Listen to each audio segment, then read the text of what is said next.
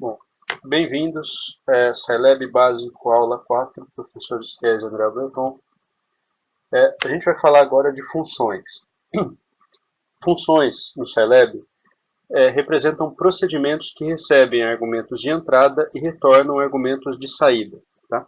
Então aqui a gente tem uma estrutura básica de uma função, a gente declara function, abre colchetes, vamos escrever os argumentos de saída da função, o que a função deve retornar, igual ao nome da função. É pelo nome que a função é identificada, ok? Abre parênteses, argumento de entrada, fecha parênteses, e aqui nós escrevemos dentro da função os procedimentos. Tá ok? Então, por exemplo, considere a seguinte função, function w,z igual, eu dei o nome minha função, variáveis de entrada x e y. Então, essa função tem duas variáveis locais, que a gente vai dizer um pouquinho sobre elas daqui a pouco, p igual a 4, q igual a 3, e aí nós temos as contas envolvendo w e z a partir de x e y e variáveis locais p e q. Tá? Então note que essa função nada mais é do que um procedimento que, recebido dois argumentos numéricos, efetua contas e retorna também dois argumentos numéricos, nesse caso particular.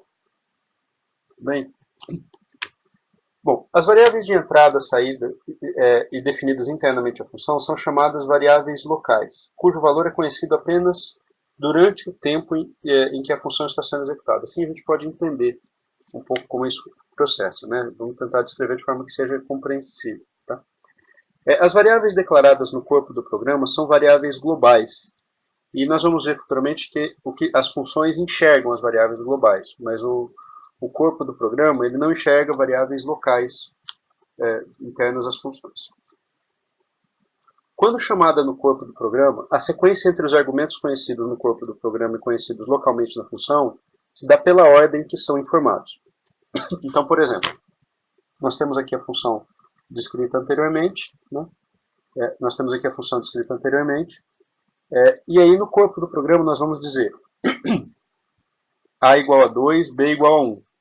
E aí nós vamos pedir que c e d recebam, sejam argumentos de saída da função chamada minha função, que tem os argumentos de entrada a e b. Então, numericamente, esse a é 2, esse b é 1. Eles vão entrar aqui na função pela ordem que foram informados.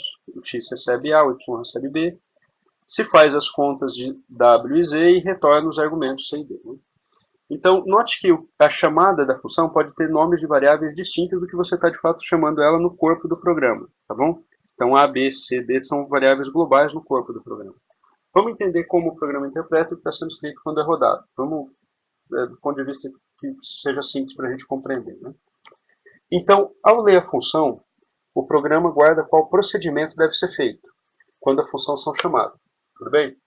Todas as variáveis de entrada e saída são desconhecidas do programa global. Vamos mostrar isso daqui a pouquinho no Scilab. Tá? Então, o programa global não conhece w, z, x, y. Elas são locais da função. Agora que nós estamos, de fato, no corpo do programa. Ele vai ler as variáveis a e b. Então, lembra-se daquela gavetinha lá da primeira aula? Então, é como se ele armazenasse o valor de a numa gavetinha e o valor de b numa gavetinha. São espaços da memória. Né? Essas a e b são variáveis globais. Elas são conhecidas no corpo do programa. Então, ele encontra o nome ele encontra o comando que chama a função por minha função. Né? Ali o nome da função é que identifica. Então, o programa vai passar pela sequência que estão os argumentos, ele vai passar os argumentos para dentro da variável. Então, é como se ele criasse uma memória temporária ali, usasse uma memória temporária onde tivesse variáveis locais. A e b, pela ordem que estão informados, vão corresponder às entradas de x e y. Okay? X e y vão ser... Então, a função e as variáveis locais dela passam a existir porque elas foram acionadas. Ele tem espaços temporários de p e q ali, conhecidos. Okay? E aí ele vai, por fim, fazer as contas. W e z, que são essas w igual a p vezes x elevado a q, z igual a p vezes x vezes y elevado a q. E vai retornar esses valores para as variáveis globais c e d. Tudo bem? Então ele tem a memória das variáveis globais do programa, ele usou uma memória para as variáveis temporais. Então as variáveis x, y, p, q, w, z só existem durante o tempo de execução da função. Na sequência, podemos entender dessa forma. Tá? Na sequência é como se nós não pudéssemos mais ter acesso a essas variáveis, ou seja, elas essa memória temporária ela é cancelada e só ficam as variáveis globais. Então, se depois de rodada a função nós perguntarmos quem é W, quem é Z, ele não sabe. Ele só sabe durante o tempo de execução da função. Tudo bem? Pois bem. Vamos colocar essa função então lá no Celeb, vamos ver como é que ela funciona, né?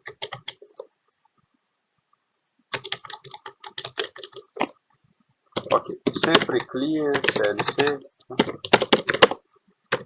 function wz igual minha função, é o meu nome, xy.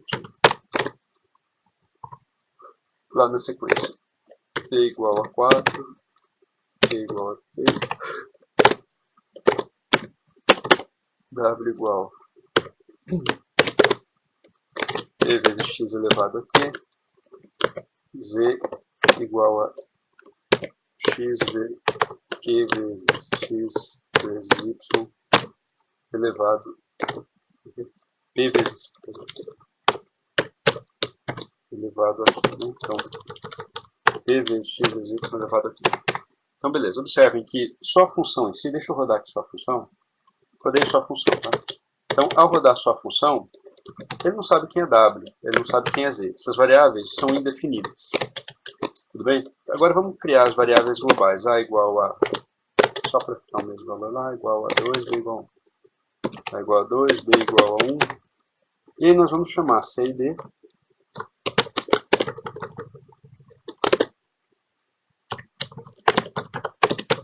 C e D pelas variáveis A e B. Então, quando nós chamamos, A existe, B existe, C existe, D existe. Tudo bem? X não existe, não é definida, Y não é definida, W não é definida, Z não é definida. Tudo bem? Então, ou seja, porque todas elas são variáveis locais da função. P também não é definido e Q não é definido, porque são variáveis locais da função, não são conhecidas. Tudo bem? Então, notem como é a sequência de chamada das funções. Beleza? Bom, uma característica peculiar do Scilab, isso é peculiar do Scilab, é que variáveis declaradas no corpo da função ficam acessíveis no corpo do programa, ficam acessíveis a qualquer função. Ok? Então, por exemplo, nesse mundo aqui, se eu utilizasse uma variável global E igual a 20, e aqui eu empregasse a variável E, então eu coloquei a variável global E, e aqui eu usei a variável E. E eu mandar rodar, ele não vai dar problema. Ele vai ter feito a conta, porque o Z não existe. O C existe, o D existe. Então, nota, porque essa variável E, a interna função, a função pode ler ela. Tudo bem? A função pode ler todas as variáveis globais que são conhecidas até então, todas as variáveis do corpo do programa. A função que acessa. Okay? Só que ocorre o seguinte, tem que ter uma certa cautela com isso, é bom evitar, mas só para a gente saber. Se houver uma variável local com o mesmo nome de uma variável global, o programa vai dar preferência ao valor da variável local. Então, olha, observem aqui. Nós temos uma function, tem uma variável interna p igual a 4, w, aí tem as contas de w e z. Okay? Essa função está usando outra variável q, que não está definida localmente a função. Aí nós vamos lá para o corpo global do programa, né? A igual a 2, B igual a 1, e nós estamos definindo duas variáveis P e Q globalmente. E nós estamos chamando, por fim, a função. Bom, o que vai acontecer aqui? Quando ele chamar ele acionar a função, P, ele vai chegar aqui e vai encontrar um P igual a 4. Então, o que ele vai fazer é usar o valor, na função ele vai dar preferência a essa variável local P igual a 4. Não a variável global P igual a 8. Tudo bem? Então ele vai fazer a conta com P igual a 4. E o Q, ele vai usar o Q informado no corpo do programa, P igual a 3. Ok? Beleza? Então, vamos fazer aqui alguns exercícios só de matriz, né? Então, por exemplo, recebida uma matriz A de n por n, avalie um maior valor. Então, por exemplo, nós podemos lá nesse exemplo aqui feito, comentar essa funçãozinha nossa aqui. Lembrando, comentar, seleciona Ctrl D, se comentar, Ctrl Shift D. Né? Function. Então vamos pegar aqui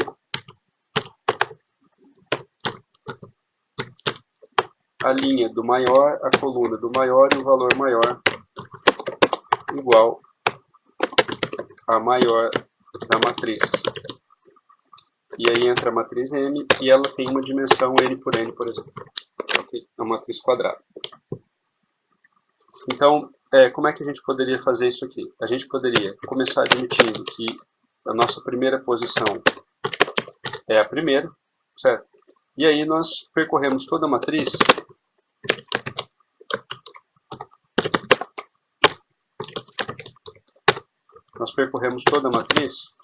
e perguntamos se, vamos colocar aqui um VM igual a M1, certo? Ele recebe a matriz.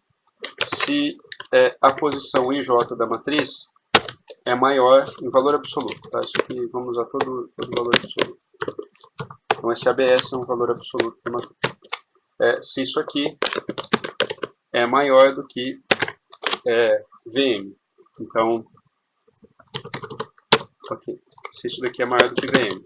Se isso aqui for maior do que VM, então ele passa a ser o meu novo, a minha nova linha do maior, coluna do maior e valor maior.